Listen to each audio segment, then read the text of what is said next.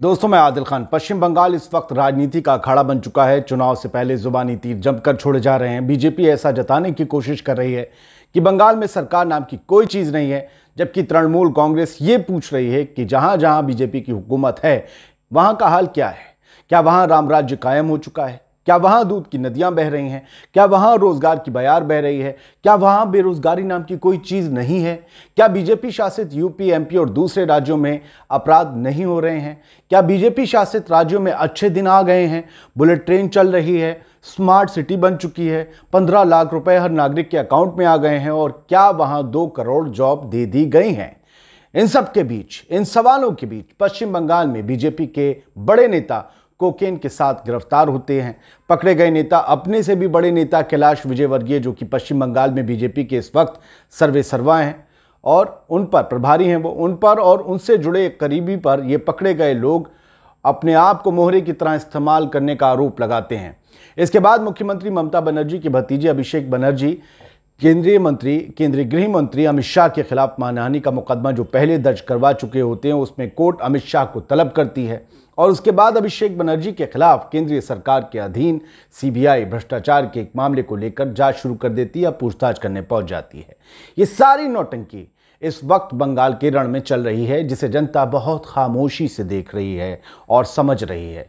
जनता ये समझने की भी कोशिश कर रही है कि जिस राज्य में चुनाव होते हैं या होने वाले होते हैं, वहां चुनाव आयोग के साथ साथ ईडी, सीबीआई और इनकम टैक्स डिपार्टमेंट सक्रिय क्यों हो जाता है। चुनाव के मौसम से पहले तक पुराने कथित भ्रष्टाचार के मामलों पर इन संस्थाओं की नजर क्यों नहीं जाती? क्यों चुनाव के वक्त ही ये इतने सक्रिय हो जाते हैं कि आम लोगों के दिमाग में ये सवाल उठने लगता है कि अब तक ये खामोश क्यों बैठे थे? क्या चुनाव का इंतजार कर रहे थे? दोस्तों, ऐसे ही आज एक और मामला पश्चिम बंगाल से सामने आया है, जिसको लेकर दाल रोटी खाने वाले आम आदमी के जहन में बहुत से साधारण सवाल उठ रहे हैं और इन सवालों के दायरे में बीजेपी कटघरे में खड़ी नजर आती है। अब मैं आपको पूरी खबर खोलकर बताता हूं। पश्चिम बंगाल में चुनाव शुरू होने से पहले ही बीजेपी मची चुनावी हलचल के बीच अब सीबीआई ने मुख्यमंत्री ममता बनर्जी के भतीजे और तृणमूल कांग्रेस के नेता अभिषेक बनर्जी की पत्नी रुजिरा नरूला के खिलाफ कार्रवाई की है। अभिषेक वह पूरी तरीके से तृणमूल की विरासत के अगले दावेदार माने जाते हैं। तृणमूल कांग्रेस के कद्दावर नेता अभिषेक के घर सीबीआई पहुंची और उनकी पत्नी से कोयला तस्करी मामले की जांच में शामिल होने को कहा है। एनडीटीवी के सूत्रों के हवाले से खबर दी गई है कि सीबीआई टीम रविवार को यानी आज कोलकाता में सांसद अभिषेक बनर्जी के घर पहुंची और उनकी पत्नी को समन दिया। समझा जाता है कि इस कार्रवाई के बाद राज्य में राजनीतिक माहौल गरमाएगा और आरोप प्रत्यारोपों का दौर फिर से शुरू हो जाएगा या उसमें तेजी आ जाएगी। ममता बनर्जी की तृणमूल और बीजेपी के बीच अक्सर तीखी नोकझोंक होती रही है। अब जब विधानसभा चुनाव होने वाले हैं तो हम इस मामले को और ज्यादा तूल पकड़ने का अंदेशा लेकर इसे जताया जा रहा है। पश्चिम बंगाल में चुनाव शुरू होने से पहले ही मची चुनावी हलचल के बीच अब सीबीआई की एक कार्रवाई हुई है। ममता बनर्जी के भतीजे अभिषेक बनर्जी के घर सीबीआई की टीम पहुंची और उनकी पत्नी से कोयला तस्करी मामले की जांच में शामिल होने को कहा। पश्चिम बंगाल में चुनाव शुरू होने से पहले बहुत सारी हलचलें हमें देखने को मिल रही हैं और अभिषेक बनर्जी के खिलाफ जो इस तरीके की कार्रवाई हुई है सीबीआई की, उसको लेकर ये सवाल उठ रहे हैं, जैसे कि सवाल हमने शुरुआत में ही उठा दिए कि आखिरकार ये कार्रवाई इस वक्त क्यों हो रही है? क्यों जब अमित शाह को समन जारी होता है, क्यों जब पामेला गोस्वामी जैसी बीजेपी के नेता कोकेन के साथ गिरफ्तारी होती है, तो फिर ऐसी खबरें तब क्यों सामने आती हैं? तब सीबीआई एक्शन में क्यों आती है? क्या सीबीआई किसी के इशारे पर काम कर रही है या सीबीआई की जांच अब पूरी हुई है या फिर सीबीआई किसी मौके का इंतजार कर रही थी? लगातार इस तरीके के सवाल उठना ये बताता है कि कहीं ना कहीं राजनीति में हमारी कोई ऐसा लैप्स है जिसको लेकर जनता के बीच अविश्वास मौजूद है। जनता ये पूछना चाहती है कि आखिरकार ये सारी संस्थाएं जिन पर भारत की जनता को बड़ा यकीन है, वो इसी वक्त चुनाव के वक्त चुनाव आयोग के साथ साथ एक्टिव क्यों हो जाते हैं?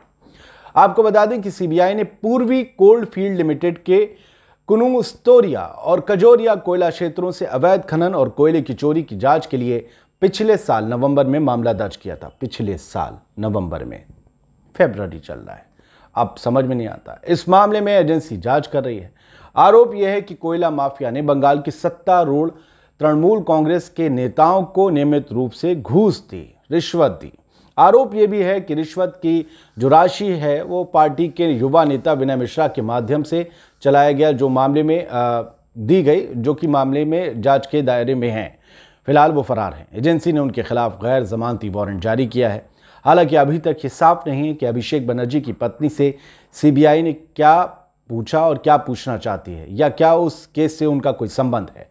अभिषेक बनर्जी को ममता बनर्जी का राजनीतिक वारिस माना जाता है और हाल के दिनों में पार्टी से कई नेताओं के छोड़ने के पीछे भी एक कारण इसे बताया जाता रहा है कि अभिषेक वारिस हैं। तृणमूल से कई नेता छोड़कर बीजेपी में शामिल हो गए क्योंकि जल्द ही राज्य में चुनाव होने हैं, तो बीजेपी और तृणमूल के बीच इसको लेकर भी तीखी प्रतिक्रियाएं चल रही हैं। ये जंग परिवार तक तब पहुंच गई जब करीब 10 दिन पहले ही केंद्रीय गृह मंत्री अमित शाह ने मुख्यमंत्री ममता बनर्जी के भतीजे अभिषेक बनर्जी को निशाने पर लिया था। बंगाल दौरे पर पहुंचे शाह ने कूच बिहार में कहा था, बंगाल का एक हिस्सा है मोदी सरकार। शाह ने कहा कि मोदी सरकार गरीबों के कल्याण के लिए है, जबकि ममता सरकार भतीजे के कल्याण के लिए। अगर दिलीप घोष यहां लड़ाई नहीं लड़ रहे होते तो वो अपने भतीजे को मुख्यमंत्री बनाने का ऐलान कर देती ममता। अमित शाह के हमले के 2 दिन बाद ही ममता ने शाह के बेटे जय शाह को बीच में लाकर इसका जोरदार जवाब दिया। ममता ने कहा कि वो बुआ भतीजा कर रहे हैं, लेकिन आपके बेटे के बारे में क्या? उसने इतना पैसा कहां से कमाया? जय शाह ने पहले इसका जवाब दीजिए। ममता ने चेतावनी देते हुए कहा कि दीदी से जो टकराएगा वो चूर चूर हो जाएगा।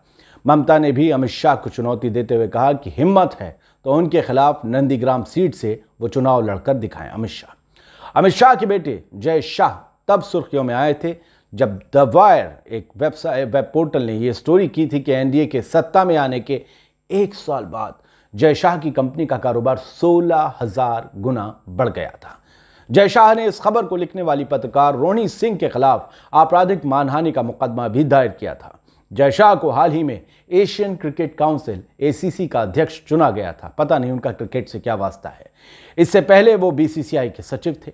कारवां मैगजीन ने भी जय शाह की आय पर स्टोरी की थी और कहा था कि कॉर्पोरेट मंत्रालय की वेबसाइट के आंकड़ों के मुताबिक जय शाह की कंपनी कुसुम फिनसर्व एलएलपी की 2014 में आय करीब 80 लाख थी, 79.60, जो 2019 में बढ़कर 119 करोड़ से ज्यादा होगी। 119 करोड़ 80 लाख से इसको लेकर सवाल पूछे गए थे। तो ये ताजा आरोप प्रत्यारोप हैं, लेकिन मोटे तौर पर बीजेपी ममता पर तुष्टीकरण का आरोप लगाती रही हैं। तो बीजेपी ममता बनर्जी जो है वो अलग तरीके से हमले करते रही हैं। दोस्तों, अभिषेक बनर्जी की शिकायत पर एक विशेष अदालत ने गृह मंत्री अमित शाह को मानहानि के मामले में समन जारी करते हुए कोर्ट में पेश होने को कहा था। यह खबर हमने आपको बताई थी।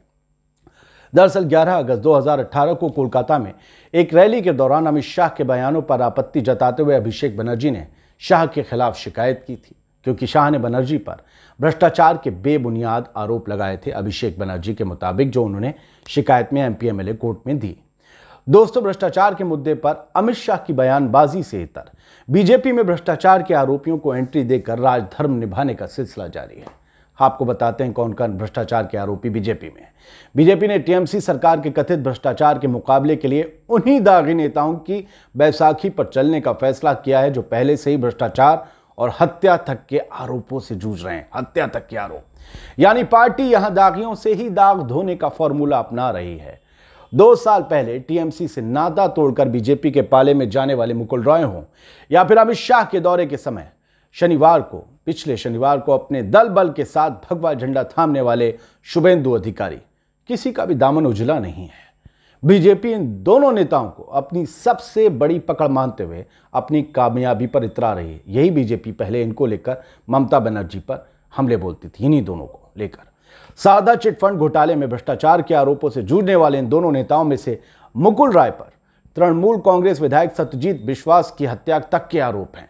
हत्या की जांच करने वाली सीआईडी की टीम ने इस महीने की शुरुआत में अदालत में जो पूरक आरोप पत्र दायर किया है उसमें राय का नाम शामिल है। गंभीर बात है, मुकुल राय का नाम शामिल है। वो अब बीजेपी में है, लेकिन कोई फर्क नहीं पड़ता। इससे पहले टीएमसी में रहने के दौरान सीबीआई सारदा मामले में उनसे कई दिनों तक पूछताछ कर चुकी है, जब वो टीएमसी में थे। इसी तरह सारदा चिटफंड के मालिक सुदीप्त सेन ने बीते दिनों जेल से सीबीआई को भेजे पत्र में जिन 5 नेताओं का जिक्र किया है उनमें भी मुकुल रॉय और शुभेंदु अधिकारी के नाम शामिल हैं। लेकिन क्या सीबीआई इस पर एक्शन करेगी? सीबीआई तब जांच करती है मुकुल रॉय के खिलाफ जब वो टीएमसी में थे, तृणमूल कांग्रेस में। घबरा गए मुकुल रॉय, बीजेपी में आ गए और जांच फिलहाल अभी नहीं पता आगे जाएगी नहीं जाएगी। शुभेंदु अधिकारी और मुकुल रॉय, जिस शारदा चिटफंड मामले में उनके ऊपर आरोप हैं, उसका मालिक उनका नाम लेता है, जेल से अपनी रिपोर्ट भेजता है, कोई जांच नहीं होती। ये मामला पुराना है, 2 साल पहले मुकुल रॉय आए थे बीजेपी में, 2 साल से पहले का पुराना मामला है। लेकिन ये शिकायत जो नवंबर 2020 में करीब 3 महीने, मान लीजिए 3 महीने पहले दर्ज हुई, एक घोटाले को लेकर, कोयला वाले, जिसमें अब अभिषेक बनर्जी की पत्नी से बातचीत हुई है, सीबीआई ने पूछताछ की है, क्या किया है पता नहीं, अपडेट कराएंगे क्या कुछ हुआ है। लेकिन 3 महीने पहले के मामले में तो सीबीआई एक्टिव है, लेकिन जो 3-4 साल पुराना मामला है जिसमें वो पहले भी पूछताछ कर चुकी है, उसमें आरोप पत्र क्यों नहीं दायर किए जा रहे, उस फाइल को आखिरकार क्यों नहीं कोर्ट के समक्ष पेश किया जा रहा, और उस क्यों नहीं बताया जा रहा उस मामले में आखिरकार पूरा गुनहगार कौन है। ये सवाल क्या आम इंसान के, जो कम से कम गोबर और गौमूत्र का सेवन नहीं करता, सब्जी खाता है, उसके जहन में नहीं उठते होंगे दोस्तों, आपके जहन में उठ रहे होंगे। ये सर्कस चल रहा है बंगाल में, और ये सर्कस हर स्टेट में चलता है जिसमें इलेक्शन होते हैं या होने वाले होते हैं। क्या सुप्रीम कोर्ट इस मामले पर सुओ मोटो ले सकता है? क्या चुनाव आयोग इन सारे मामलों को, इन बयानबाजियों को और इन कार्रवाइयों को नोट कर रहा है? क्या चुनाव आयोग ये पूछेगा कि मुकुल रॉय और शुभेंदु अधिकारी जैसे भ्रष्टाचार के बड़े आरोपी इलेक्शन में जा सकते हैं, कैंपेन कर सकते हैं? पता नहीं। मेरे नन्हे से मन में बहुत से सवाल उमड़ते हैं। इन सवालों के लिए हो सकता है कि मैं सजा पा जाऊं, तो क्या किसी के डर से सच बोलना छोड़ दिया जाएगा? हमारी सच की मुहिम में आप हमारे सबसे बड़े साथी बन सकते हैं। वीडियो अच्छा लगे शेयर कीजिए, दोस्तों को बताइए और हमारा साथ देते रहिए। जय हिंद।